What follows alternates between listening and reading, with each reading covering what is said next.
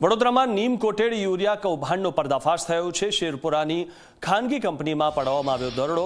સબસિડીવાળા યુરિયાનો ઔદ્યોગિક ઉપયોગ થતો હોવાનો પણ આરોપ થયો છે। તપાસ દરમિયાન 10 મેટ્રિક ટન યુરિયાનો જથ્થો ઝડપાયો છે। કંપનીએ જથ્થો ટેકનિકલ ગ્રેડ યુરિયા હોવાનું જણાવ્યું। તપાસમાં જથ્થો નીમ કોટેડ યુરિયા હોવાનો ખુલાસો થયો છે। ખાનગી કંપનીના જવાબદારો સામે પોલીસ કાર્યવાહી શરૂ છે।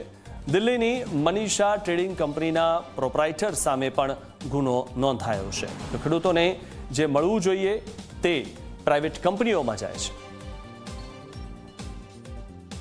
ગ્રીન ફ્લાય કંપની ખાતે ચેકિંગ અને રેડની કાર્યવાહી કરવામાં આવેલ, જેમાં તેઓ દ્વારા શંકાસ્પદ યુરિયા ખાતરના નમૂનાઓ લેવામાં આવેલ અને પરીક્ષણ અર્થે મોકલી આપવામાં આવેલ, જેનો પરીક્ષણ અહેવાલ આવતા આ યુરિયા ખાતર સરકારશ્રી દ્વારા ઔદ્યોગિક હેતુઓ માટે પ્રતિબંધિત નીમ કોટેડ યુરિયા હોવાનું જણાઈ આવેલ।